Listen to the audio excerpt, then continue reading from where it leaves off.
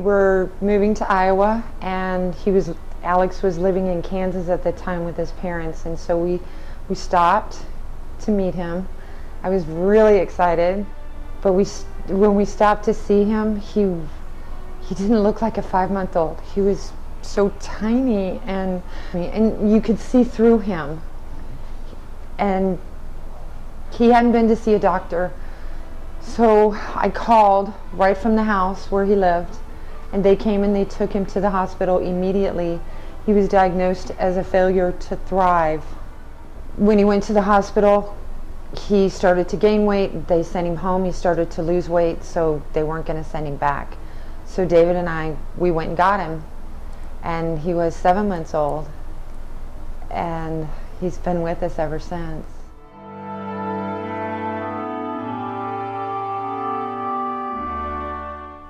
I tried to find a job. I couldn't find a job. Apparently being a stay-at-home mom doesn't qualify you for anything out there.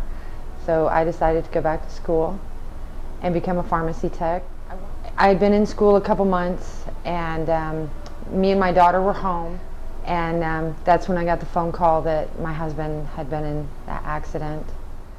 I was on my way home from work and on Bear Valley Road just before Amethyst when a driver had made an illegal left-hand turn in front of me, and I hit her at about 50 miles an hour broadside and went head first, ejected from the motorcycle. I suffered a fractured neck. I tore the ACL, MCL in my left knee, torn labrum in my left shoulder, torn rotor cuff in my left shoulder, ruptured discs in my neck, ruptured discs in the middle of my back and lower back. It just, everything happened so fast. And thank God he wasn't in the hospital long, but he was hurt pretty bad. And when he came home, I took time away from school so that I could stay home and help him, you know, and help out with the babies. It's the worst feeling in the world when you can't do the things that you're supposed to do, the basic things. You know, to be the husband, to be the father, to be the person that takes care of the family, and you're helpless, and that's a very bad feeling.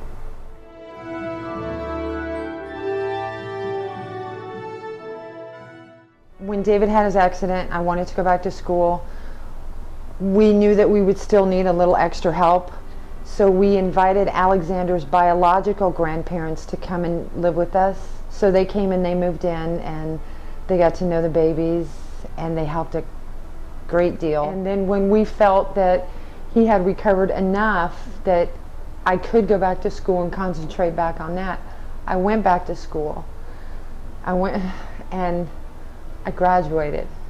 When David had recovered enough to feel confident enough that he was ready to go back to work, he couldn't find anything, so he decided to start up his own company, which was a huge relief because now he can be his own boss, he can work his own hours. He's an awesome dad. Shortly after Christmas of last year, Alex started losing weight, and he was a meltdown every 5 minutes. We took him to the ER.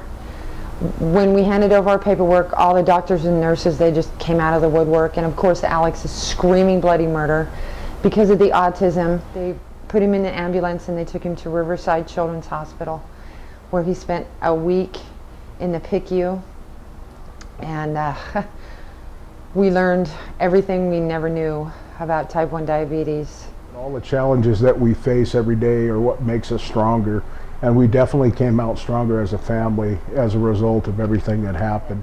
I am a firm believer that it takes one adult to change the life of a child. And I had that. I just want to give that back to the kids.